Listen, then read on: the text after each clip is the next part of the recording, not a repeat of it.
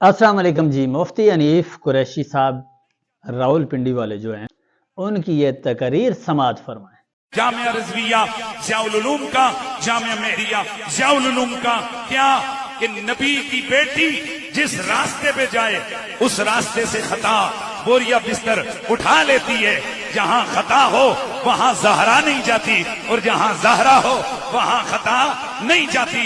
ये जो बात कराची के टुंडे मुंडे मुफ्ती खताइयों को क्लीन चिट देने की कोशिशों में हैं कि मन गलत इबारत लिखवा कर उनसे रुजू करवा के ड्रामा कर दिया जाए कि जी बस हो गया, जी हो गया, रुजू हो गया। नहीं, रुजू करो बंदे के पुत्रों की तरह तो चश्मे मां रोशन दिले मां शाद। लेकिन ये दो नंबरी वाला रुजू नहीं माना जाएगा।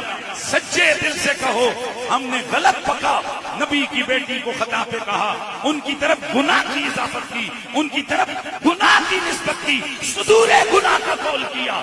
हम गलत थे, अल्लाह से माफी मांगते हैं। अब मामला तुम्हारा और खुदा का हो जाएगा। हम बीच में से निकल जाएंगे, तुम जानो और तुम्हारा खुदा जाने। लेकिन जब तक शरई तकाज़ों के मुताबिक, फिक्रे रजा के मुताबिक तौबा नहीं की जाती, उस वक्त तक हम डंके की चोट पे कहते हैं कल भी खताई से प्यार नहीं था, आज भी खताई से प्यार नहीं, कल भी खताई से नफरत थी, आज भी खताई से नफरत है। हर वो बंदा जो नबी की बेटी या नबी की याद पर खता का थबा लगाने की कोशिश करे, हम उसे कहते हैं वो बदनसीब है। व आखिर दावाना अनिल हम्दुलिल्लाह रब्बिल आलमीन। सुन लिया जी, सारी बातों से इख्तलाफ, लेकिन मुफ्ती हनीफ कुरैशी साहब की इस बात से मैं इत्फाक करता हूँ, इसलिए कि मुफ्ती हनीफ कुरैशी साहब ने अपनी गलतियों से रुजू 4 बार किया है।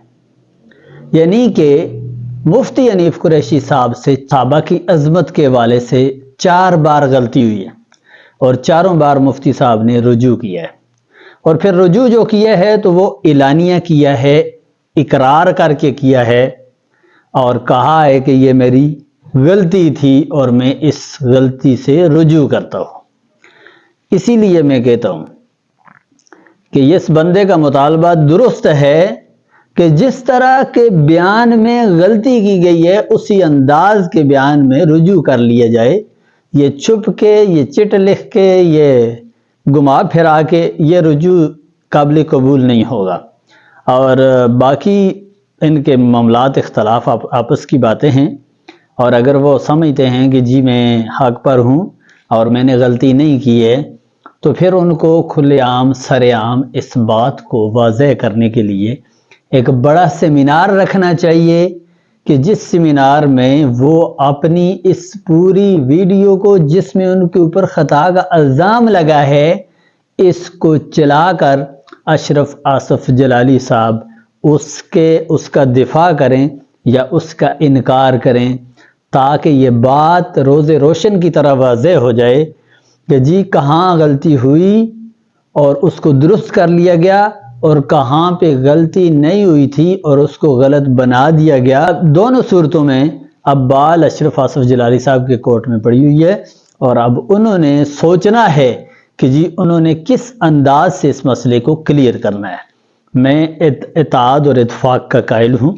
मैं ये चाहता हूँ कि जी अगर किसी भी मौके पर या किसी भी तंजीमी मामलात में या किसी भी मसलक और उलमा की किसी भी जमात में आपस में इत्तेफाक हो जाए, तो हम ऐसे इत्तेफाक को और ऐसी सुलह को खुशाइंद करार देंगे।